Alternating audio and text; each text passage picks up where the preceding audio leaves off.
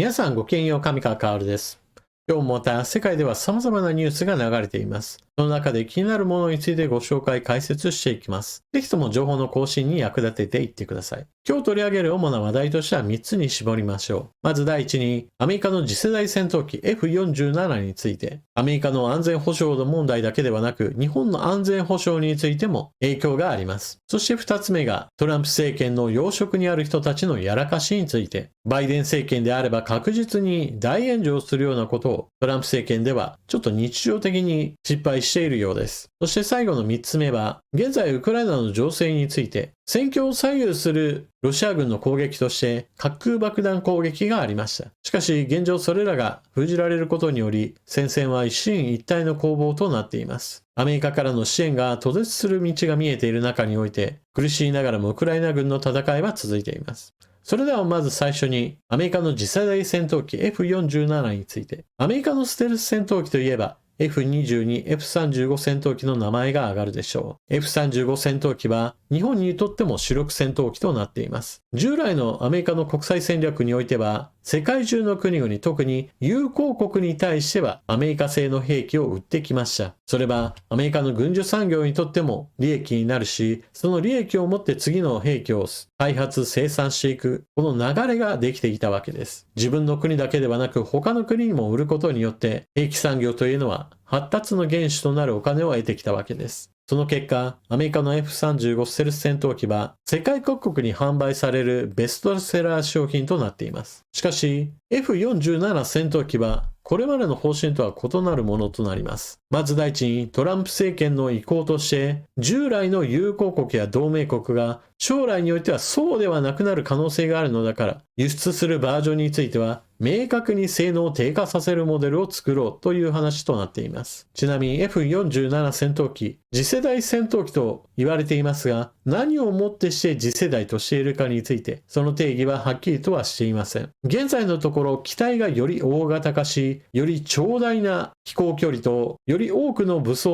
を搭載できるようになると言われています。そして、実装されるかどうかについては、ちょっと疑問があるものの、無人機との連携機能などについても搭載されるかもしれません。パイロットが乗っている有人機を母機として、その周りに無人戦闘機を補機とする、たった一人で数機を操るような非常に高い戦闘能力を得る可能性があるわけです。ただし、価格については必ず上昇するだろうとも言われています。まず第一に、機体が大型化することからどうやっても製造費用そのものについては高くなることが見込まれています。そしてもう一つが、量産されないことによる価格の高止まりです。現在の F35 戦闘機の場合だと、部品については世界的な供給網がある上に、整備網についても同様にして、世界に様々な拠点が設けられています。携わっている会社も非常に多く、作っている機体数についても多いことから、生産の効率化が進み、それだけに高額な製品を現在の価格に抑えられていると言われています。その上にトランプ大統領が性能低下版しか売らないよといったような基本方針を示したので、それだったらそもそも買わないんでもいいんじゃないといった話から量産が進まない可能性は高い確率となっています。しかも現在のヨーロッパ、アメリカ間の外交問題として、アメリカの意向に従わなければ、もうそれだけで機器のアップグレードやメンテナンス、部品供給などについて受けられなくなるかもしれないといった懸念が広がっています。今、購入を進めている F35 戦闘機について言っても、もうこれから先は買うのをやめた方がいいんじゃないかという議論が真剣に行われているぐらいです。そのような状況ですから、次世代戦闘機 F47 がより高い値段で、それでいてアメリカ版よりも性能が低く、さらには今はないようなキルスイッチについても実装された状態での販売になるかもしれない。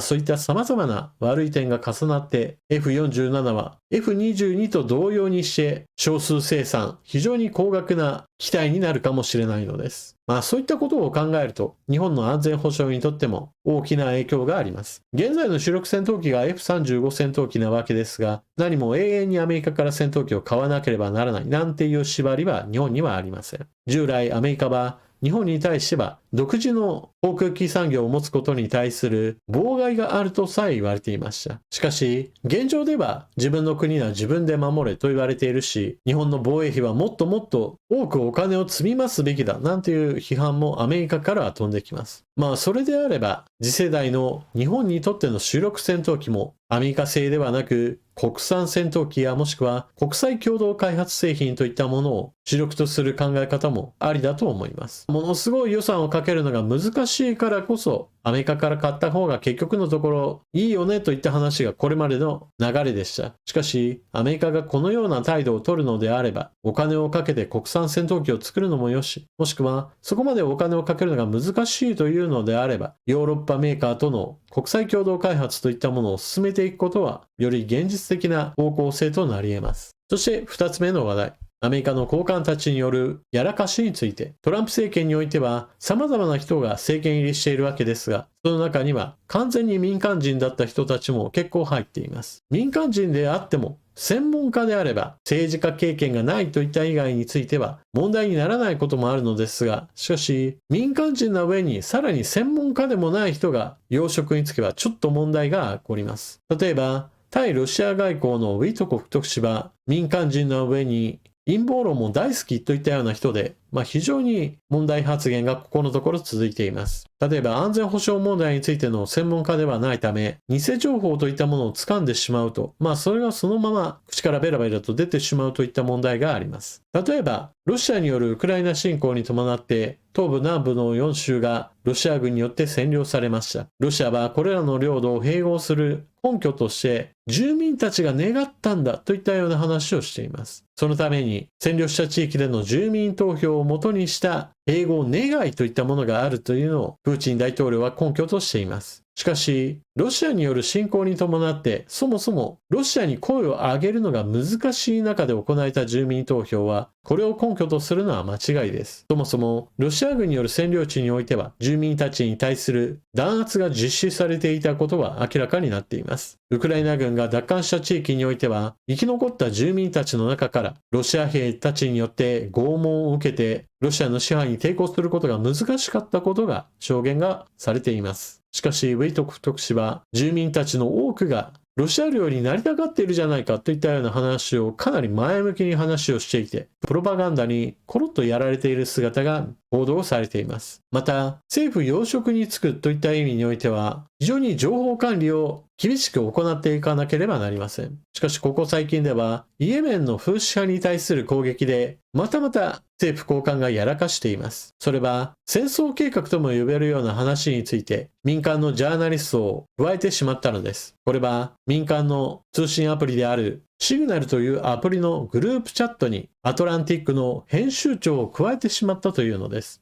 民間のジャーナリストを加えた中においても、戦争にまつわる様々な話が飛び交っていたそうです。しかし、最近だとデマやフェイクニュースといったものもネット上にはたくさんありますから、グループチャットに加わってそんな話がされていたとしても、手の込んだいたずらかもしれないなと思って、最初のうちはあまり真剣にその話を捉えていなかったそうです。しかし、交わされる会話の中でいつ攻撃をするかといった具体的な話が出て、そして実際のその時刻になってみると攻撃が始まったよといったことなども出てきて、これは間違いないと思ったというのです。この話について報道されると、トランプ政権としてもその会話内容について完全に否定することはできず、ある程度認めたようなのです。なぜ民間のジャーナリストを大統領や安全保障担当の重要な閣僚らが入っているようなグループチャットに加えてしまったのか、そしてなぜ民間人が紛れ込んでいることを誰も気づいて弾くことができなかったのか、問題点たくさんあるわけですが、そのぐらいちょっと軽いノリでトランプ政権が運用されている実態を表しています。ちなみにその会話の中でもさらに問題点が指摘されていて、イエメンのフーシ派に対する攻撃は結局のところイスラエル支援のためです。そして合わせてイランに対してはイスラエルに敵対する勢力に対する支援を行うなという警告でもあります。ところが、フーシ派に対する攻撃によって、スエズ運河を利用するヨーロッパ各国の貿易にとっては非常に恩恵をもたらします。フーシ派はこれまで自国周辺の海域を取る輸送船に対する攻撃やもしくは拿捕といったものを行って国際貿易にかなりの影響を与えていました。当然スエズ運河をより多く使っているのはヨーロッパ行きの船でアメリカ行きの船ではありません。ですから自分たちの行いによってヨーロッパが利益を得るのであれば自分たちの行動はもっと先でもいいしその費用についてはヨーロッパに負担させるべきだといった会話が行われていたそうです。自分たちがイスラエル支援を行う上での攻撃にもかかわらず、利益を得るのがヨーロッパだからヨーロッパに費用を負担させようというのは、かなり無茶な論理だと思います。しかし、そのような無茶苦茶な話といったものも、トランプ政権では自国第一主義の名のもとに結構まかり通っているのが現状のようです。世界のどこの国においても自国第一主義というのは、それは当たり前なわけですが、だからといって、アメリカのために行った行為によって生じる利益が他の国にももたらされるんだから、他の国に費用負担させろといった話などは、もはや横暴以外の何者でもありません。ヨーロッパの国々がアメリカとの関係を見直す時だとして、議論が沸騰しているのと同様にして、日本もまたアメリカとの同盟関係といったものがいずれは変わってしまう可能性についても考えておくべきでしょう。例えばその具体的な話としては、尖閣諸島周辺での資源開発などについて、日本を全く抜きにしてアメリカ、中国が話し合って、尖閣諸島周辺の資源開発をアメリカ、中国が共同開発をして、それ文句を日本が言おうものなら、日本に対して懲罰的な関税やもしくは軍事支援の途絶といったものが起こり得るとするならば、それは重大な問題となります。しかし、そんな無茶苦茶な話といったものが今のトランプ政権では十分考えられるわけで、しかもトランプ大統領がたとえ一期で終わったとしても、その後の共和党政権が同様の路線を敷く可能性といったものも考えなければなりません。そして今日最後の3つ目の話題としては、ウクライナ情勢。現在ウクライナ情勢としては、ウクライナを飛び越える形で米ロが停戦協議などを行っているところで、その担当特使であるウィッコック氏は完全にプーチン大統領寄りの発言などを繰り返していることから、非常にその結末についても危険性があります。また、アメリカからの支援が続いているとはされてはいますが、しかし実際に行われているのは、バイデン政権が決めたものが今行われているだけで、それ以上のものは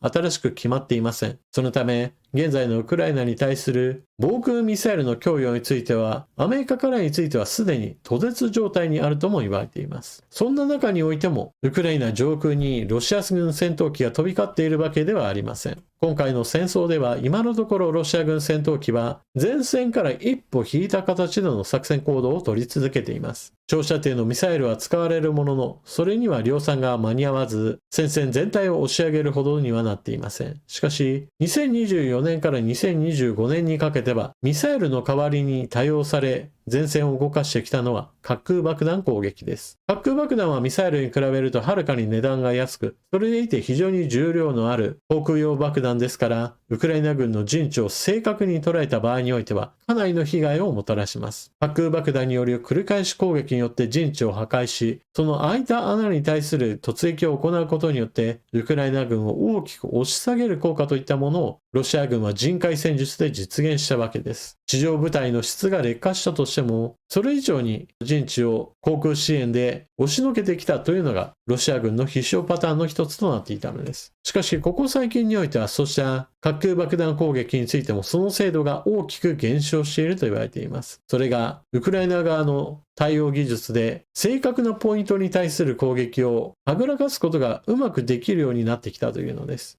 結局のところどこのポイントに落とすかというのが大事なわけで、そこを邪魔することができれば、いかに航空爆弾といえども陣地を破壊することができません。そもそも全くもう何もないような平地に爆弾が落とされたところで、それは大きな音を残すだけで誰も死傷させることができなくなるわけです。もちろんこうしたロシア軍による滑空爆弾攻撃をはぐらかすことができるといったことができたわけですが、しかしこれもまた対抗措置といったものが取られれば、また滑空爆弾攻撃による脅威は高まるかもしれません。戦争は常に技術開発を伴うもので、ドローンによる攻撃が強まってくれば、そのドローンの通信を妨害する妨害装置の能力が高まり、妨害装置の能力が高まるんであれば、それを無効化するために光ファイバーを有線でつなぎながらのドローンが活躍し、じゃあそのように光ファイバーを使うのであれば、それを断ち切るようなことを次は考えるといった具合にして、次から次と開発競争が繰り返されていくこととなります。実際の戦闘を